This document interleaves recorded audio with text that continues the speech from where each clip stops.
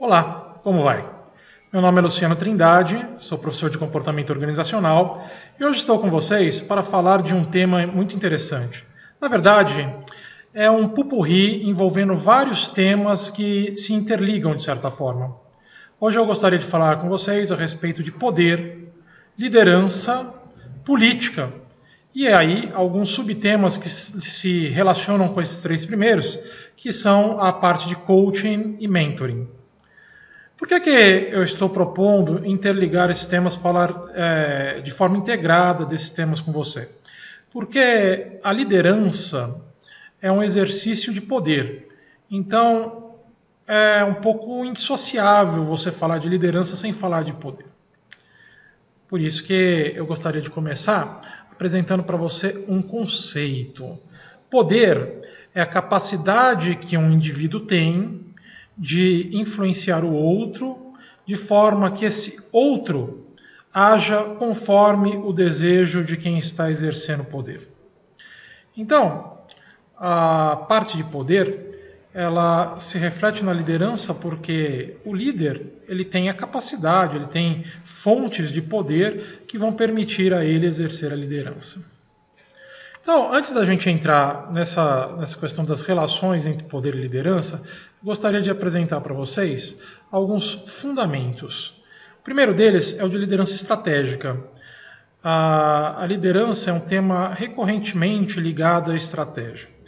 E a estratégia é um exercício preditivo do futuro, ou seja, o estrategista, ele projeta a sua organização ou a si mesmo no futuro, tenta verificar o que vai acontecer, as possibilidades do que vai acontecer, faz então inferências, faz suposições e a partir daí ele faz ações no tempo presente que faça com que ele ou a empresa aproveite as oportunidades que vão surgir e elimine as eventuais ameaças que venham do mercado externo.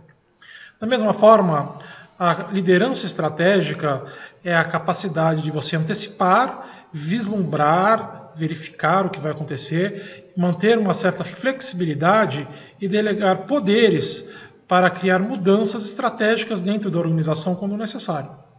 Então é uma liderança de natureza multifuncional, ou seja, ela envolve várias competências que vão ser operacionalizadas muitas vezes por meio da equipe, por meio das pessoas que estão subordinadas de certa forma a esta pessoa. O que nós verificamos nas empresas é que em qualquer atividade essa liderança ela é desejável, mesmo que a pessoa não ocupe uma posição de liderança formal. Por que isso? Porque a liderança ela pode ser imprimida até nos meios informais, ou seja, entre os pares. E às vezes você pode até influenciar um superior hierárquico a tomar uma decisão. Muito bem. Dito isso, eu gostaria de avançar mostrando para vocês as diferenças entre um líder e um chefe, né? Entre um líder e um gerente. Por quê? O gerente, o gestor, ele é uma pessoa que é investida de um poder formal, o poder legítimo transferido a ele pela empresa. Isso significa que a pessoa foi nomeada para ocupar um cargo, nomeada para chefiar. Enquanto o líder, ele é uma pessoa que não necessariamente precisa ter um cargo para exercer esta influência que nós estamos falando. Então, observe essa tela que eu estou mostrando para vocês. Existe um comparativo entre o gerente e o líder. Enquanto o gerente administra, focaliza no sistema, na estrutura, no controle, que são as tarefas, podemos dizer, primazes do administrador, o líder foca nas pessoas, ele trabalha com inovação, inspiração e tem uma perspectiva de longo alcance. Enquanto o gerente ele está no controle, na execução, no dia a dia, o líder tem uma perspectiva de resultado. Então, enquanto o gerente pergunta como e quando uma determinada coisa vai acontecer, o líder vai perguntar o que, por quê, né? Ele está em uma perspectiva de melhorar, de implementar, de evitar o retrabalho. Então, enquanto o líder ele gera novas soluções, o gerente ele reproduz. ele limita. Por que esse gráfico está sendo apresentado para vocês, na verdade, essa ilustração? Porque nas empresas o que se observa é que existem muitos gestores, muitos gerentes, muitos chefes, mas efetivamente poucos líderes. Poucas pessoas que utilizem efetivamente o seu poder, né, a sua posição hierárquica, ou mesmo a sua influência informal, para fazer com que a empresa avance o que ela precisa avançar. Então reflita sobre isso. Será que na empresa onde você está existem líderes ou existem chefes? Avançando um pouco mais, podemos falar um pouco a respeito de traços da liderança, né? Quais são as características que o líder deve ter para ser uma pessoa assim tão cheia de competência como vocês viram aí na ilustração anterior? Basicamente, existe um leque de competências que são desejáveis para a pessoa que ocupe uma posição de liderança. Elas envolvem a assertividade, que é a capacidade da pessoa dizer sim ou não de acordo com o caso, através de uma reflexão do que ele verifica e julga ser importante para a empresa naquele momento. Efetivamente, a comunicação. Os líderes eles são bons comunicadores, eles sabem transmitir aos seus subordinados ou aos seus liderados o que se espera deles e até mesmo como fazer. Há uma característica muito conhecida que é chamada de liderança emocional. Enquanto a inteligência ela busca aspectos cognitivos, racionais e lógicos, a inteligência emocional ela busca um elevado grau de desenvolvimento das emoções, do lido com a administração das emoções. Então, não basta apenas ao gestor, no caso o líder, ele observar as tarefas, observar o trabalho, observar os procedimentos, mas sim as pessoas inseridas nesses procedimentos. Como é que elas vão ter um desempenho diferenciado? Por qual momento eles estão passando? Então, o desejável é que o líder ele consiga conciliar tanto essa percepção dos processos, do que é necessário ser feito, mas também da pessoa ou das pessoas que estão envolvidas e tentar encontrar um ponto comum aonde as tarefas sejam desenvolvidas com eficiência pelas pessoas que estão na organização. Para tanto, outra característica importante para os líderes é o que o pessoal costuma chamar de a capacidade de correr riscos. O que isso significa? Significa que a pessoa, toda pessoa que está num nível que não seja operacional, ele trabalha com um nível de incerteza. Quando você trabalha com incerteza, para que certas coisas aconteçam, você deve arriscar. Obviamente que é um risco controlado. Você não joga tudo para cima e vamos ver o que dá. Mas naqueles casos onde existe uma boa possibilidade de ocorrer, mas não a certeza, o líder tem que estar preparado em arriscar e tentar ver possibilidades que a empresa ganhe com aquela atividade onde não há certeza. Bom, outras características. Extroversão, a pessoa tímida, ela tem uma dificuldade em liderar pessoas porque ela não transmite até mesmo confiança, né? Porque normalmente as pessoas tímidas elas têm um pouco de medo de se expor, porque elas não gostam de ser julgadas ou não querem ser julgadas. Então o líder ele tem que estar com essa disposição, né? De mostrar a sua cara, de eventualmente ser criticado, enfim, ele tem que se expor. Então essa característica de extroversão ela realmente é desejável em quem exerce atividade de liderança. Outras características que também podemos colocar nesse hall de tantas qualidades é a disciplina, comprometimento com os objetivos, a criatividade, a capacidade de inovar, de trazer coisas novas, a flexibilidade, se adaptar às mudanças que estão ocorrendo no ambiente. E por tudo isso, talvez as duas grandes características que podemos agregar aí seja a percepção, que tem por objetivo a percepção daquilo que está acontecendo à volta da pessoa, e a credibilidade. A equipe tem que ver que aquele líder, aquela pessoa que está no controle, realmente está envolvida com as atividades, o que ela fala com propriedade. Isso acaba trazendo credibilidade para a pessoa. Bom, a partir daí, dessas características, o líder ele pode se posicionar de diversas formas, no que o pessoal e a literatura costuma chamar de estilos de liderança. Esses estilos de liderança, eles vão variar de um estilo autocrático, mais centralizado, onde o líder ele toma a maioria das decisões e quer ter controle de tudo, até uma liderança chamada liberal ou laissez-faire, onde o líder ele delega, ele transfere o poder para os subordinados e meio que acompanha os resultados, ele dá autonomia para a equipe. E ainda existe um terceiro modelo de liderança, que é a liderança democrática. A liderança democrática é aquela que é o resultado de uma negociação com os empregados. E através dessa negociação, normalmente o líder democrático ele tem um certo endosso naquelas decisões, ou seja, a equipe assume um compromisso com aquilo que foi decidido. São três estilos, obviamente diferentes, mas nunca ou dificilmente o líder ele utiliza um estilo puro de liderança.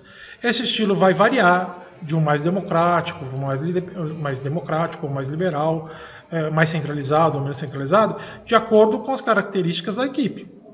Uma equipe com alta senioridade, com alta responsabilidade, com trabalho criativo, intelectualizado, admite uma liderança liberal.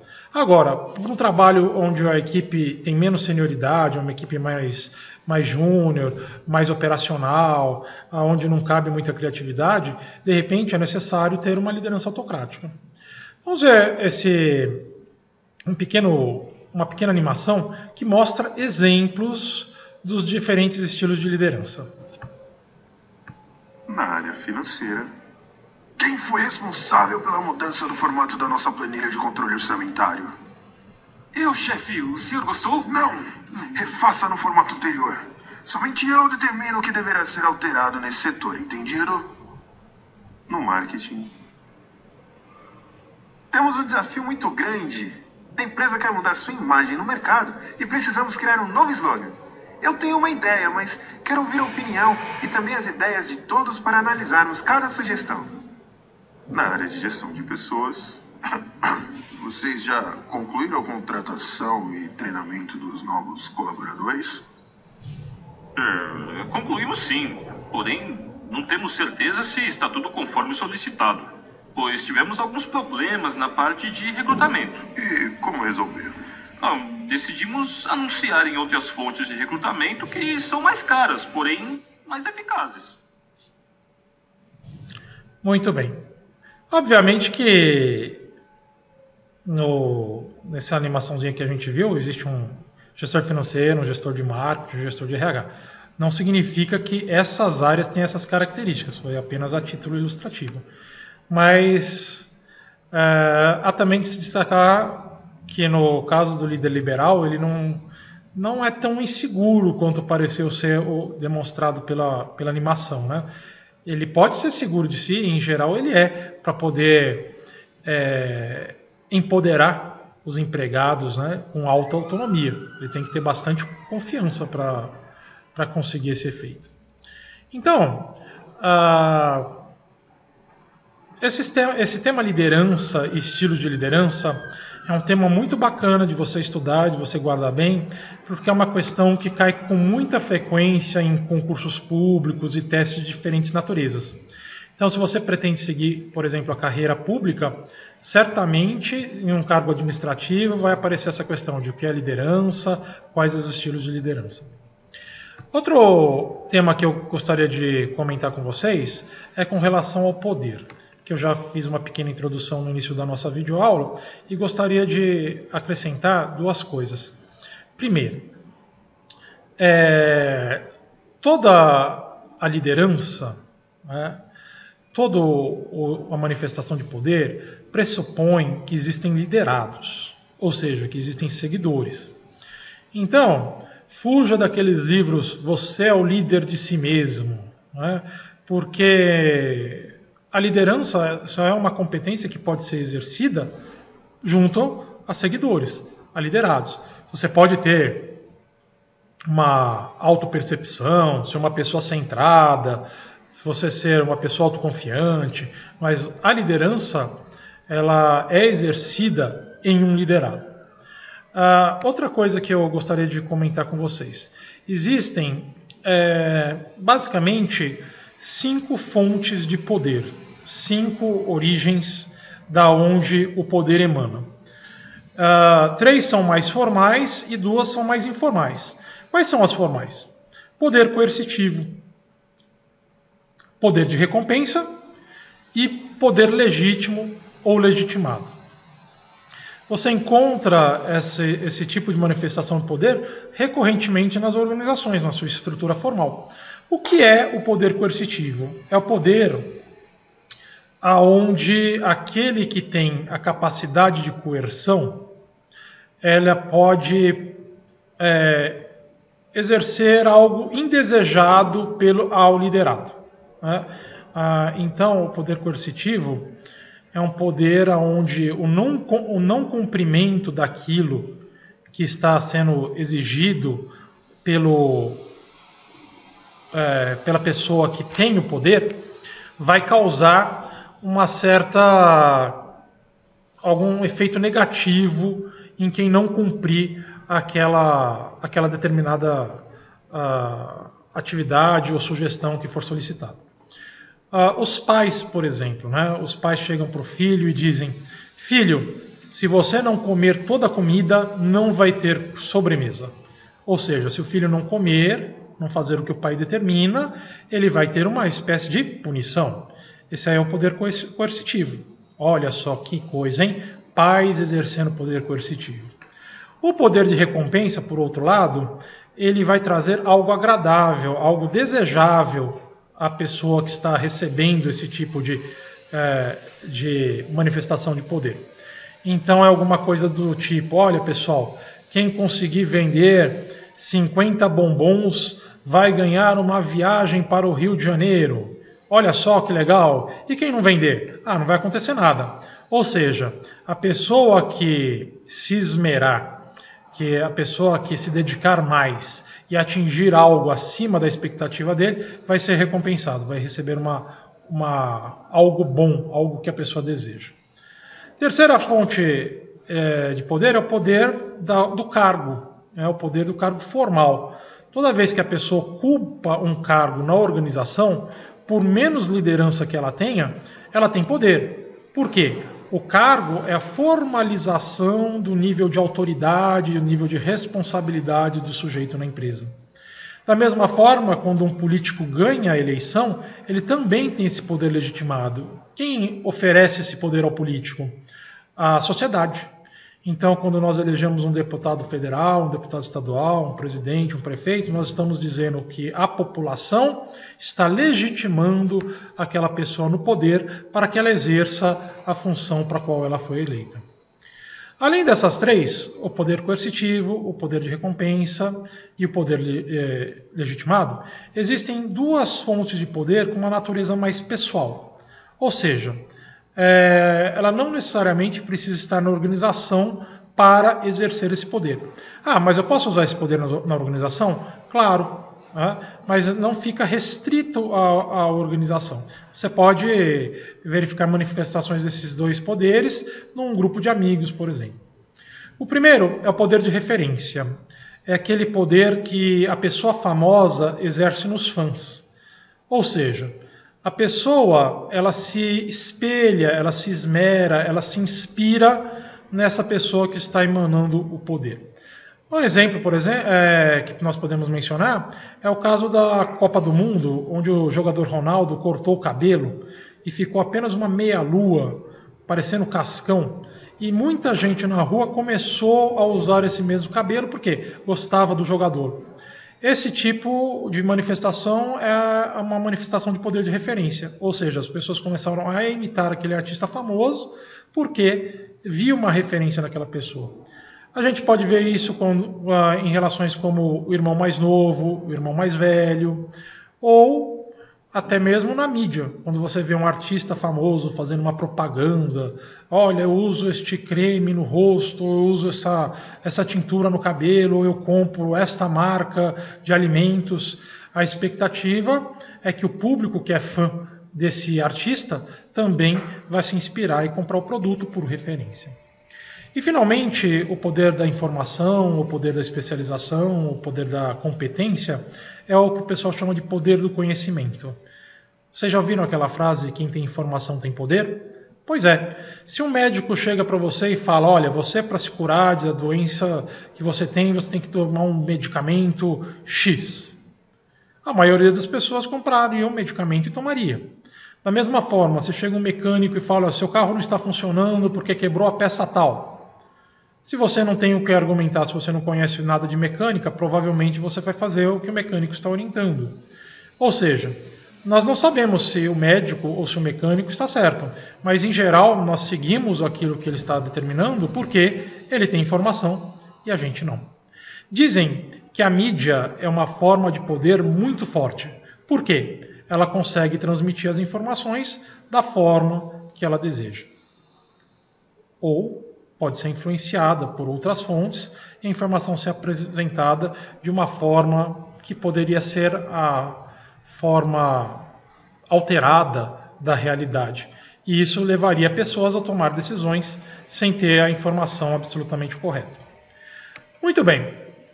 Ditas as fontes, você sabe a origem, né?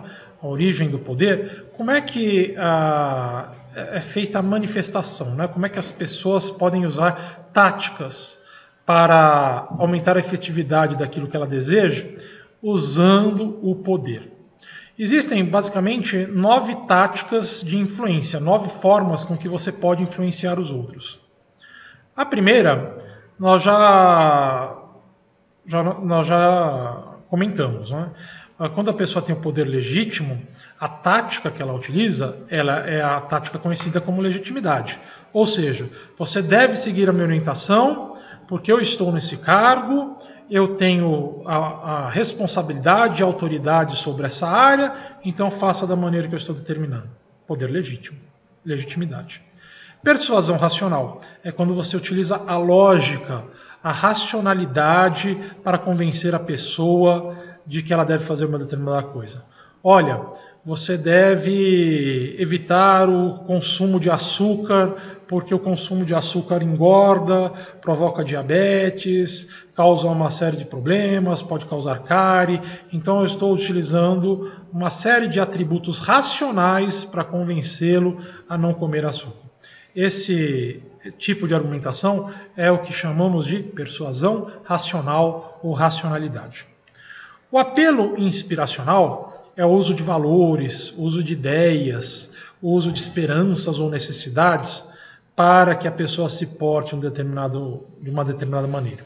Então eu digo para você, olha, você precisa estudar muito, você precisa estudar mais do que todos, você tem que ser o melhor, porque no mundo não há lugar para o segundo, apenas para o primeiro. Você deve ser uma pessoa disciplinada, você deve ser uma pessoa profissional, então você deve dedicar um tempo diário aos estudos. Ou seja, eu estou apelando para os seus valores, para o seu desejo de ascensão profissional, para que você se porte de uma determinada maneira. Isso é o que a gente conhece como apelo inspiracional. Consulta, normalmente é utilizado naquele estilo de liderança democrático. Por quê? Eu consulto um determinado grupo, consulto uma determinada pessoa. Se aquela pessoa me disser a forma com que ela quer operacionar uma determinada atividade, essa determinação ganha legitimidade. A mesma coisa que eu chegar para você e perguntar, olha, você quer que eu faça a prova, a avaliação dessa disciplina com questões dissertativas que você deve escrever ou questões objetivas, questões de alternativa aonde você deve colocar um X? Se você me responder dissertativa ou alternativa, enfim, e eu seguir essa sua orientação, provavelmente, se você não tiver um bom resultado na prova, você não vai poder me julgar, me criticar pelo formato da prova, porque você foi consultado e acabou escolhendo aquele modelo. Então esse é o modelo da consulta, né? Você participa do processo decisório. Além disso, nós temos a tática de poder da troca, também conhecida como barganha, que é aquela que a gente utiliza nas práticas comerciais. Quando um cliente e um vendedor estão conversando para tentar estabelecer uma relação de compra e venda, o que está se fazendo é barganhar. Você, obviamente, sabe o preço máximo que você pode pagar, e o vendedor não. Da mesma forma, o vendedor sabe o preço mínimo que ele pode vender, e você não. E aí, no processo negocial, vai se tentar chegar num denominador comum que seja bom para ambas as partes, ou cada qual, obviamente, vai querer ter um melhor resultado nesse processo de barganha. Mas quando a gente faz uma troca, né? Eu tenho algo que você quer e você tem algo que eu quero, o que a gente faz é esse processo conhecido como barganha. Apelo pessoal é o uso da amizade, o uso da lealdade. Então, vamos supor que você tem um amigo, esse amigo é muito amigo seu. No momento que você está precisando de um dinheiro para alguma coisa, ele te empresta esse dinheiro e fala, olha, me pague como puder. Você provavelmente vai estabelecer 2 vínculos com essa pessoa. O primeiro é um vínculo de dívida, né? Você fala assim, poxa vida, a pessoa me emprestou quando eu precisava, eu preciso pagar essa dívida. O segundo é gratidão. A pessoa, poxa vida, não é todo mundo que empresta dinheiro hoje em dia, né? Então eu fico grato e fico assim, inclusive devendo um favor. Na primeira oportunidade que eu tiver, eu quero pagar esse favor, porque eu não gosto de ficar devendo favor para ninguém. Então, quando a pessoa faz esse tipo de relação, utilizando a amizade, utilizando a lealdade, a confiança, a gente acaba criando esse vínculo com essa pessoa, né? E a partir desse momento em que a pessoa de alguma forma cooperou com você quando você precisava, você fica em dívida com aquela pessoa. Se por um acaso amanhã de madrugada essa pessoa ligar para você e falar, olha, preciso que você venha aqui me buscar, que eu estou com um problema com o carro e não tem quem me ajude, dificilmente você vai poder dizer não, né? Porque afinal essa pessoa foi tão bacana quando você precisou. Ou seja, ela estabeleceu um vínculo de poder sobre você, que é difícil você dizer não. Não é verdade? O que mais que nós temos? Insinuação. Insinuação, também chamado de apelo emocional. É o uso de elogios, de um comportamento amigável, até mesmo bajulação. Você já notou que às vezes uma pessoa assim que é bajuladora, ela mesmo não sendo muito eficiente, muito produtiva, ela continua na empresa, enquanto uma muito mais profissional, mas que é pouco bajuladora, acaba saindo? Pois é, o uso do apelo emocional, o uso das emoções, o uso do vínculo afetivo, acaba gerando uma relação de poder, né? Isso porque nós somos seres emocionais, nós somos seres sociais, nós quase nunca tomamos decisões absolutamente racionais. Elas sempre estão envoltas, né, em um quê de emoção. Então, não basta, há um ditado que diz, né, não basta você dizer, você tem que saber como dizer, né? E o uso das emoções, o uso da amizade, não da amizade, mas de um comportamento mais amigável, a forma com que você transmite as mensagens, se for de uma forma mais agradável, obviamente que ela vai ser bem recebida pelo receptor da sua mensagem. Então, por incrível que possa parecer, o apelo emocional, o uso dessas insinuações, eventualmente, elas são efetivas como ferramenta de poder, ferramenta de influência. Finalmente, nós temos aí a pressão, que é o uso de ameaças, né? Uso de avisos, se você não fizer isso, né? Também é uma tática normalmente relacionada à fonte de poder coercitivo, né? Se você não fizer ou não atingir a meta, você será demitido. Olha só, uma ameaça, né?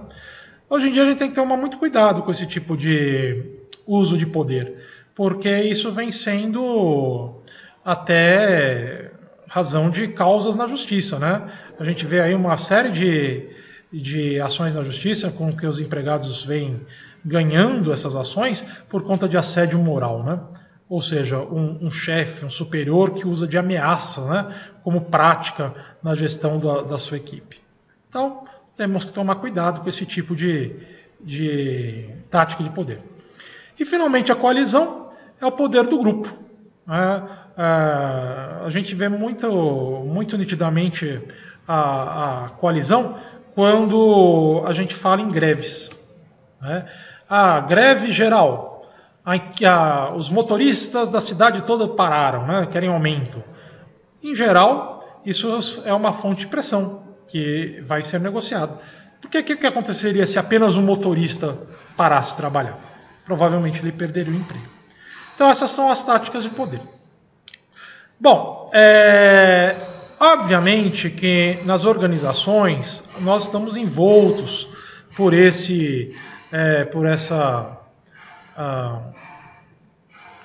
questão de política, de influência, de poder, de liderança. Essa arena política existe em todas as organizações. Então, é importante que você considere ao longo da sua trajetória profissional que não basta você ser uma pessoa com habilidades técnicas, apenas com habilidades técnicas. Não adianta ser um excelente técnico se você não souber lidar com pessoas e não tiver uma habilidade política para usar com eficácia essas táticas de influência. Lembre-se, todos nós estamos querendo influenciar os outros a agir da forma que nós achamos certos e todos nós, da mesma forma, estamos sendo influenciados por diversas fontes que querem que nós nos portemos da forma com que estas fontes de poder acham que está correto. Na organização, essa composição de forças também é válida, né?